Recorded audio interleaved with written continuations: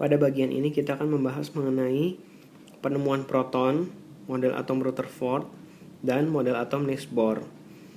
Yang pertama mengenai penemuan proton ditemukan oleh Eugen Goldstein tahun 1886.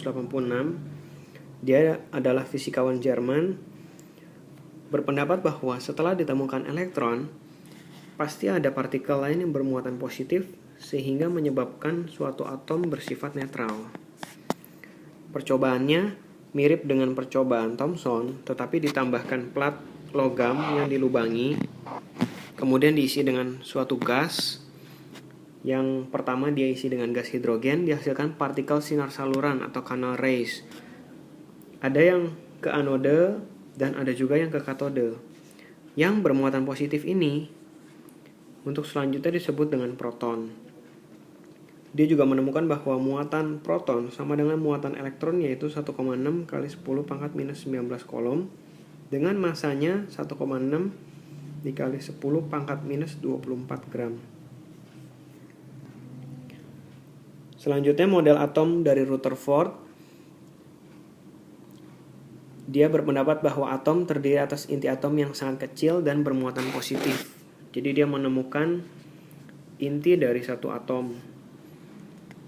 Kemudian dikelilingi oleh elektron yang bermuatan negatif.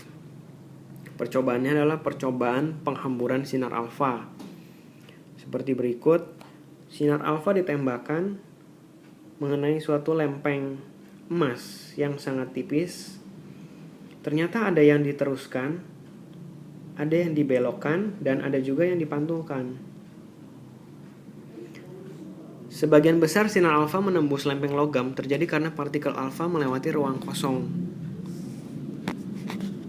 Kemudian sebagian besar dibelokkan karena ada yang mendekati inti atom. Sebagian kecil dipantulkan karena menabrak inti atom.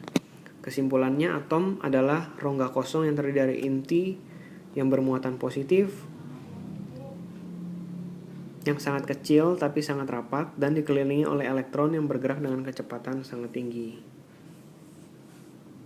Elektron ini dilambangkan dengan partikel yang berwarna biru. Inti atom ada di dalam sini.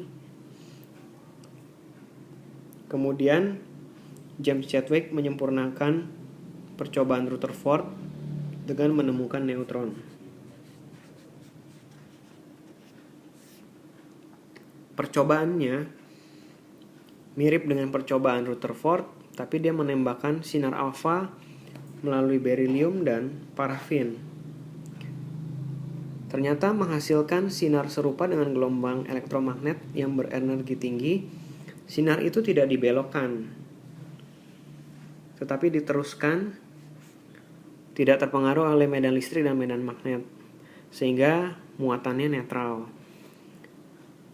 Percobaan ini melengkapi penemuan proton dan elektron. Ternyata dalam inti atom itu terdapat neutron dan proton, kemudian dikelilingi oleh elektron yang bergerak dengan kecepatan yang sangat tinggi. Selanjutnya model atom Niels Bohr menggagas model atom tata surya seperti dengan matahari dikelilingi oleh planet-planet,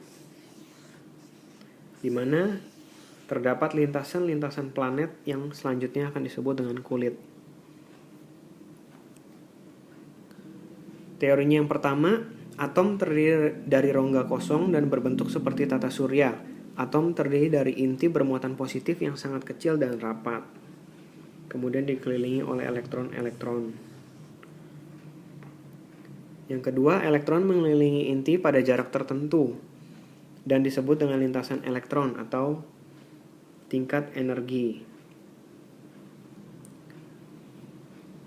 Dalam keadaan stasioner, elektron berada pada tingkat energi tertentu tanpa memancarkan energi.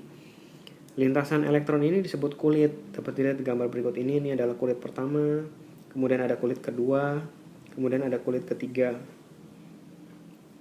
di mana jumlah maksimal elektron dalam setiap kulit dapat dihitung dengan rumus 2n². Pada kulit pertama, di mana n sama dengan 1, maka jumlah elektronnya sebesar 2 elektron.